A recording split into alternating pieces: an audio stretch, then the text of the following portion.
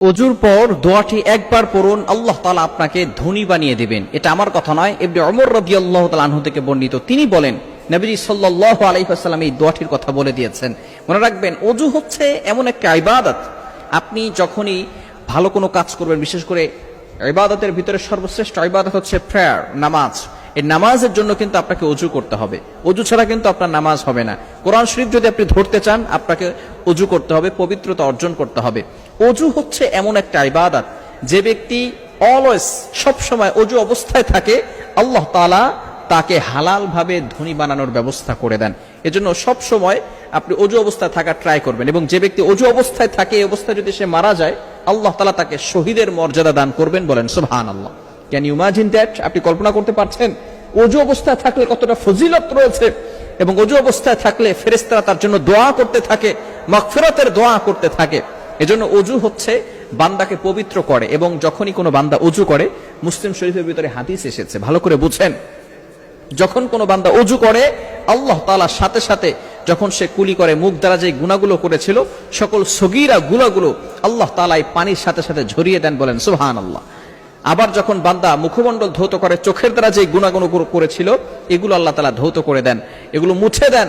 হাতের দ্বারা যে গুনাহগুলো হয়েছিল, আল্লাহ তাআলা সেগুলো মুছে দেন। এভাবে আল্লাহ তাআলা তাকে পবিত্র করতে থাকেন। ওযুর পরে আমরা কালিমায়ে শাহাদাত অনেকেই পড়ি। এটা পড়লে যে কি হয়, এটা আমরা অনেকে জানি না।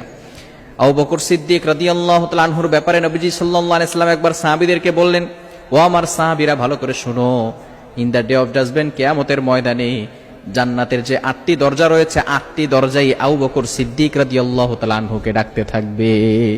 সাহাবায়ে কেরাম বললেন, ইয়া রাসূলুল্লাহ, ইয়া হাবিবাল্লাহ, কি এমন আমল রয়েছে যে আমলের মাধ্যমে আমাদেরকেও জান্নাতের 8টা দরজা ডাকবে? এমন কি কোনো আমল আছে যে আমলের কারণে আমাদেরকেও ডাকবে? নবী সাল্লাল্লাহু আলাইহি ওয়াসাল্লাম একটা দোয়া শিখিয়ে দিয়েছেন, সেটা হচ্ছে, যদি কোনো ব্যক্তি ওযুর পরে কালিমায়ে শাহাদাত পড়ে, আশহাদু আল্লা ইলাহা ইল্লাল্লাহু ওয়াহদাহু লা শারীকা লা ওয়া আশহাদু আন্না মুহাম্মাদান আবদুহু ওয়া রাসূলুহু, এটা যদি কোনো ব্যক্তি কালিমায়ে শাহাদাত পড়তে পারে, আল্লাহ তাআলা তার জন্য ঘোষণা দিয়েছেন, এই ব্যক্তিকেও in the day of judgement, কিয়ামতের ময়দানে 8টি দরজা, জান্নাতের দরজা তাকে ডাকতে থাকবে, যদি সে সঠিক পথে পরিচালনা করে নিজেকে।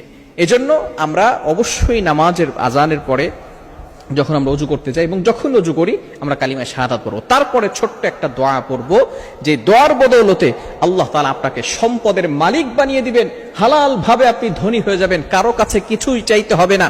যে দোয়াটি আপনি ওযুর পরে পড়বেন, সেটা হচ্ছে সুবহানাল্লাহি ওয়া বিহামদিহি সুবহানাল্লাহিল আযীম আস্তাগফিরুল্লাহ। বুখারী শরীফের ভিতরে সর্বশেষ হাদিসের এই বিষয়টি রয়েছে, সুবহানাল্লাহি বিহামদিহি সুবহানাল্লাহিল আযীম। এর কতটা ফজিলত রয়েছে! যদি আপনি ওযুর পরে প্রথমে তাশাহুদ পড়বেন, অর্থাৎ প্রথমে আপনি কালিমায়ে শাহাদাত পড়বেন, এরপরে আপনি এই ছোট্ট দোয়াটি পড়বেন, সুবহানাল্লাহি ওয়া বিহামদিহি সুবহানাল্লাহিল আযীম। এটা যদি আপনি পড়েন, আস্তাগফিরুল্লাহ, এটা পড়ার পরে আপনি বিশেষ করে ফজরের নামাজের পরেও 100 বার করে পড়ার ট্রাই করবেন। এটা পড়লে আল্লাহ তাআলা আপনাকে হালাল ভাবে ধনী বানিয়ে দিবেন। আল্লাহ তাআলা আমাদের সকলকে বুঝার তৌফিক দান করেন। সকলে বলেন আমিন।